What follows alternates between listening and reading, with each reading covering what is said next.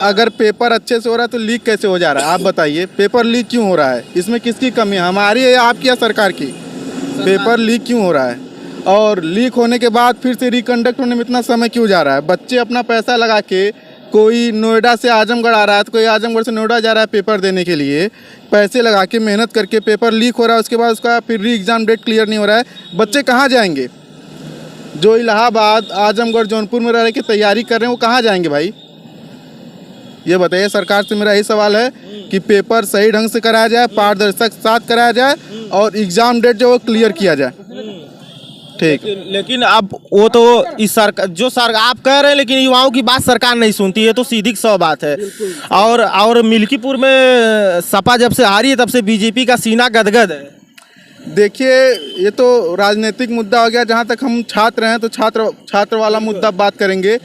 जो भी सरकार यहाँ पे इस वक्त कार्य कर रही है, जैसे योगी गवर्नमेंट, ठीक है, हम खास तौर पे यूपी गवर्नमेंट की बात कर रहे हैं। शिक्षा के मद्देनज़र, रोजगार के मद्देनज़र कोई भी काम नहीं कर रही है और हम उससे बिल्कुल भी संतुष्ट हम देखे ही नहीं है।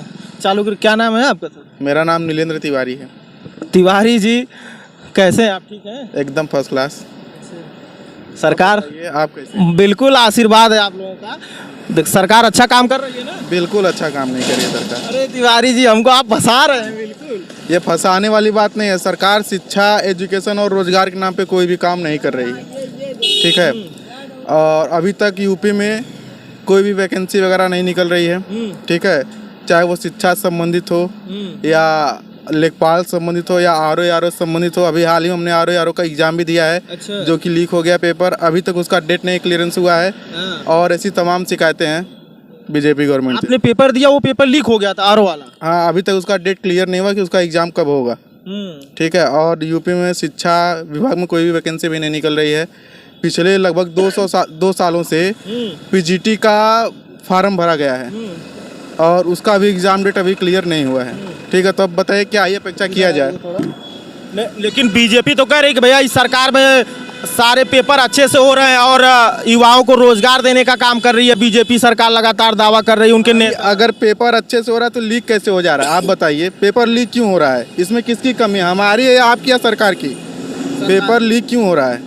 और लीक होने के बाद फिर से रिकंडक्ट होने में इतना समय क्यों जा रहा है? बच्चे अपना पैसा लगा के, कोई नोएडा से आजमगढ़ आ रहा है तो कोई आजमगढ़ से नोएडा जा रहा है पेपर देने के लिए, पैसे लगा के मेहनत करके पेपर लीक हो रहा है, उसके बाद उसका फिर री एग्ज़ाम डेट क्लियर नहीं हो रहा है। बच्चे कहाँ जाएंगे? जो इलाहाबाद, आजमगढ़, जौनपुर में रह के तैयारी कर रहे हैं वो कहाँ जाएंगे भाई? ये बताइए, सरकार से मेरा यही सवाल है कि पेपर सही ढंग से कराया जाए, पारदर्शक साथ कराया जाए और एग्ज़ाम डेट जो वो क्लियर किया जाए। ठीक। लेकिन अब वो तो इस सरकार आप कह रहे हैं, लेकिन युवाओं की बात सरकार नहीं सुनती है, तो सीधी सौ बात है। और मिल्कीपुर में सपा जब से हारी है तब से बीजेपी का सीना गदगद है। देखिए, ये तो राजनीतिक मुद्दा हो गया। जहाँ तक हम छात्र हैं तो छात्र वाला मुद्दा बात करेंगे। जो भी सरकार यहाँ पे इस वक्त कार्य कर रही है, जैसे योगी गवर्नमेंट, ठीक है, हम खास तौर पे यूपी गवर्नमेंट की बात कर रहे हैं। शिक्षा के मद्देनज़र, रोजगार के मद्देनज़र कोई भी काम नहीं कर रही है और हम उससे बिल्कुल भी संतुष्ट नहीं हैं जी। लेकिन और सबसे बड़ी बात है, योगी जी तो लगातार कहते हैं कि भैया क्या नाम है, तमाम युवाओं को रोजगार दे रहे हैं और इस सरकार में भले पेपर लीक हो रहा है लेकिन दूसरी बार पेपर कराया जा रहा है और दूसरी बार सारी सेवाएं निःशुल्क की गई थी। जैसे पुलिस का पेपर हुआ था, पुलिस का पेपर हुआ था ना, अभी पुलिस का पेपर हुआ है, अभी उसका मेडिकल होना और क्लियरिफिकेशन बाकी है सब।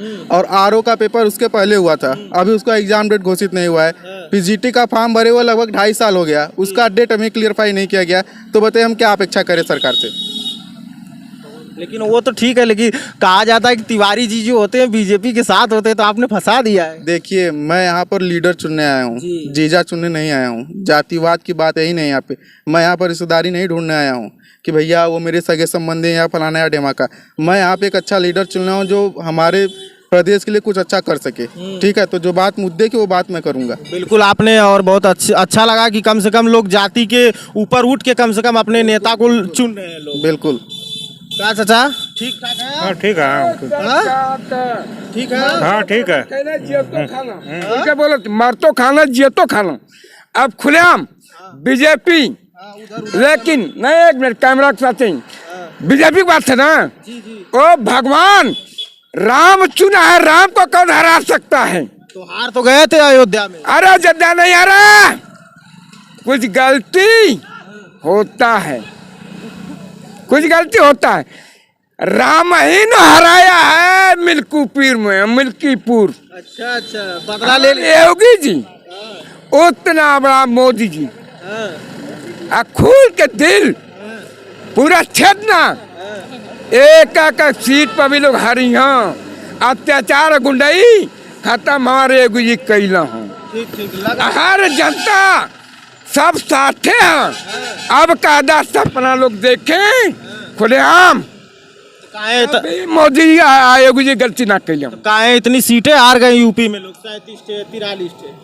कुछ गलतफहमी होगी, गलत फहमी हो गई। हाँ गलतफहमी। अब जनता सुधर चुकी है, अब जनता अपने आप के जानते हैं सुरक्षा होले का।